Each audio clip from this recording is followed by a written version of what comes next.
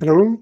I wanted to present a quick demo of the work I've done over the past year, which aims at giving Linux virtual machine access to the GPU of the underlying platform.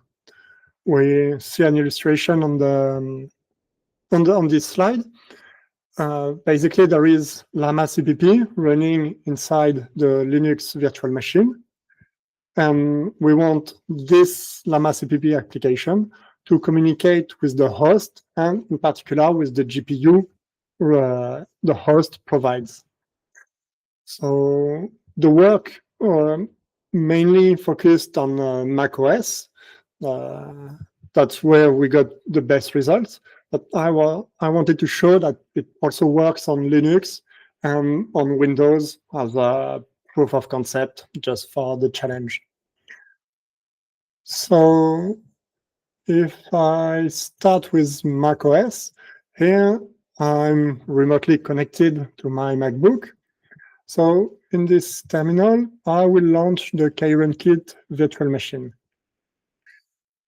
So here it's running, and here I will run llama.cpp in a container inside the virtual machine.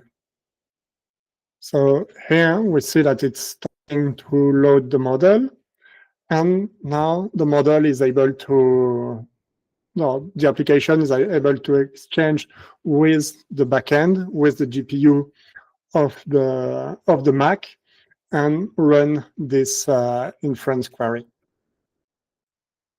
So yeah, that's on the macOS side. Now, if I continue on Linux, here the environment is simpler. There is still a virtual machine involved, but it all runs from the same command. So when I launch it, here the virtual machine is being created. Now we're inside the machine. We're launching the model. There is no GPU in no real GPU, no powerful GPU in my laptop, so it's taking more time, but it's still loading the model, and it will start doing the inference.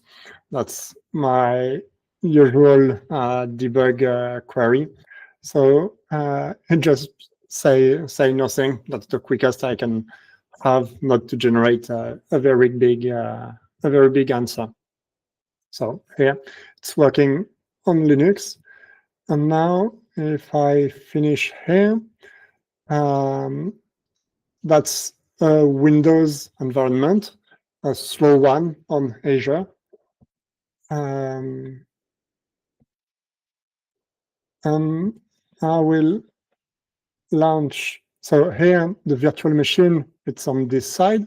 That's the WSL environment that Windows provides to run, to have a Linux subsystem. So here, I launch the backend. The backend is listening on TCP/IP, and then there will be a file-based communication between the two sides.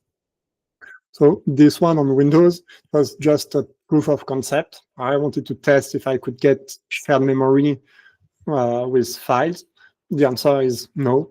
So I continued the proof of concept with a mechanism based on files to communicate between the virtual machine and the host, shared file in a shared file system.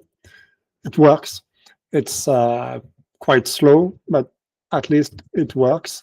And that's the proof that this works on the three platforms. So here we see that the model is being loaded. This part, it's not involving the backend, so it's inside the VM only. And we see that already it takes time, even if there is no API remoting operation involved. So that's a bad sign for the overall inference. So here we see that it's loading the different parts of the models. The models before it was Llama 3.2, so a working model, decent small size.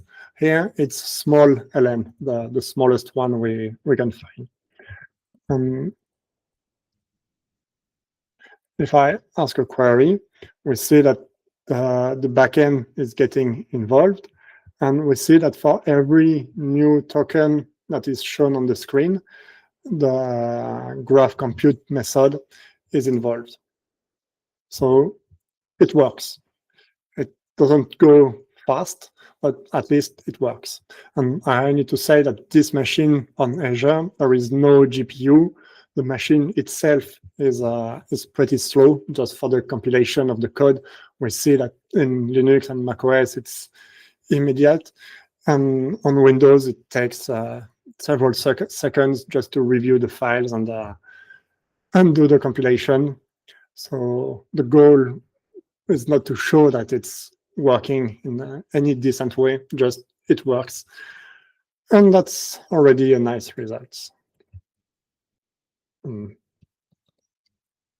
Here we see the buffers being released.